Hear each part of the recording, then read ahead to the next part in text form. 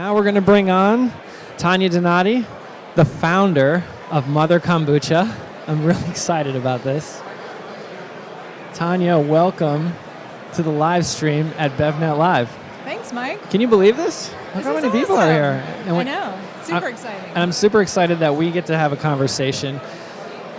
Tanya, there was a recent little dust-up in the kombucha world with GT Dave and the founders of Health Aid, maybe Revive involved in that as well. What did you think? What did you think of that whole thing? It's fun to watch. It's interesting. I think the kombucha industry is experiencing a lot of changes very quickly, and it's been interesting to watch. It's so loud in here. Can you just pretend like you're drinking a Mother Kombucha when you talk? Because the mics, I mean, we have some insane atmosphere here today. Yeah, it's pretty intense. So, GT Dave, he was painted as a villain, like almost like Dr. Evil, driving around his Lamborghini and having his art. What, I mean, do you think the father of kombucha is? You're the mother of kombucha, obviously. Is a villain? No, he's not a villain. I think but he is the father, and I think he probably feels extremely protective, and the industry has changed an awful lot since the 90s when he launched his product. So there's just been so many changes so fast. How important do you think it is that the thing in the bottle is kombucha? And what is kombucha? That's a great question, and as this whole standard of identity question is being debated very actively in the press right now. Kombucha is tea that's fermented with sugar, and the result has acids and alcohol. And I'm a little concerned about the standard of identity getting too specific. I think it's going to hurt innovation. But at the same time, I also think that consumers should know that they're getting what is a truly fermented product. So they shouldn't be getting, say, tea-flavored water with apple cider vinegar in it. I'm with you on that. Right? My theory here is that he was kind of pushing on companies like perhaps Revive Kombucha, who have a shelf-stable kombucha now and are calling that kombucha and saying, "Hey, look, when I did something like that, I called it aqua kefir, or when I innovated on it, I didn't continue to call it kombucha." Right. Or that he's got the adaptogenic tea line. What do you think of that? I think that pasteurized kombucha should be labeled as pasteurized kombucha. That's where I get a little bit. And I think if it's got added probiotics, it's fine. Just say that you've added probiotics. Well, for the three people who don't know on the live stream, let's talk a little bit about Mother Kombucha. How did it come about? Mother was founded in 2014 by myself, my husband, and another friend. And we believed that our region needed a regional kombucha player. They needed kombucha that didn't come from California or Oregon. Nothing's wrong with those products, but we needed something coming from our area. It's a live product. And we were the first kombucha company that was licensed in the state of Florida. I think it's probably 10 or 15 now, but... And how did you come up with the brand Mother Kombucha? And is that an ownable name? Because if you Google Mother, you're going to get a lot of results. Well, it's a registered trademark, so... Well done. So the name came about, it's a double play on the mother. I was a stay-at-home mom with 2 small kids. And then, of course, the mother is what they call the culture that the kombucha started from. So, of course. So kombucha is still relatively new. A lot more people are trying it now. How do you drive trial of Mother Kombucha? What are your favorite ways to get somebody inside the bottle? It's always about getting people to taste it.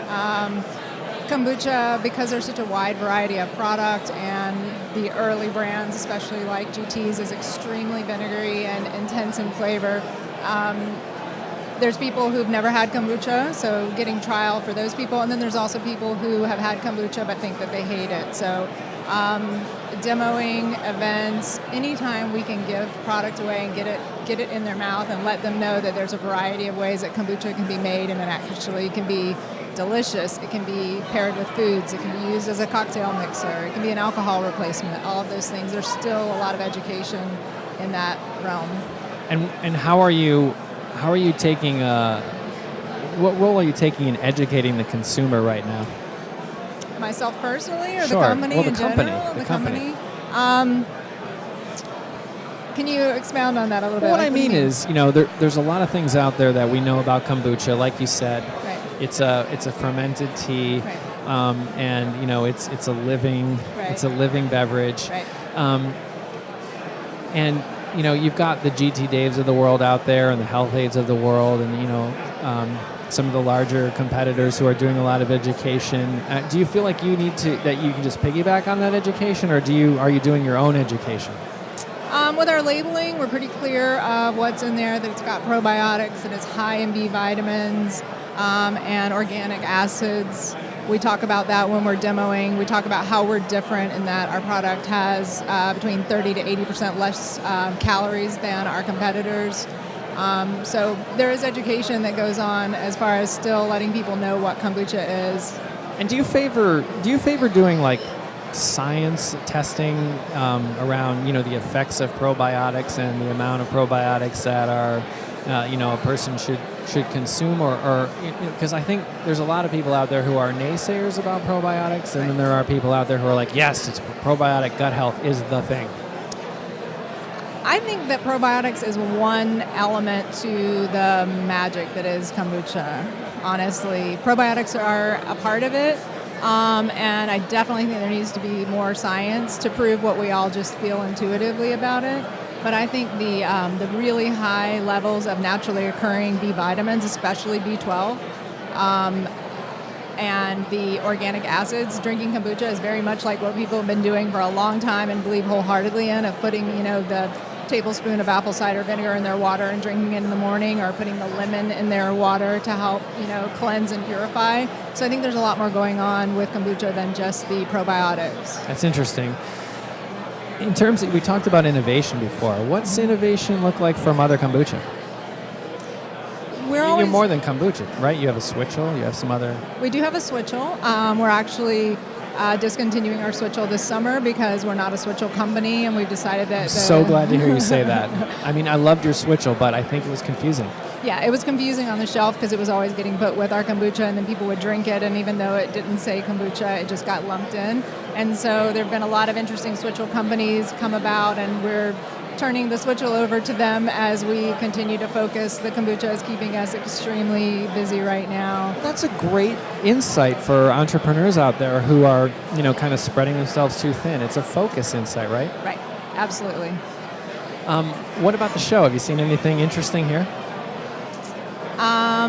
I really enjoyed the showdown. I thought it was great. I mean, I love seeing the innovation in packaging, and anytime you can get with other younger company entrepreneurs, there's just that huge excitement in the air and that passion that's just like gives you a buzz. Yeah, I think so. And are you ready to ask your hardest questions to the people in the audience here? I'm sure you have a few things that are keeping you up at night. Oh my gosh, I'm supposed to ask questions to them. No, you don't have to ask. You don't have to ask us on the live stream, but hopefully you'll ask some of the people out there. Tanya, it's been really great having you on. I really appreciate you being on the live stream with us. Thanks, Mike. Appreciate it. Thank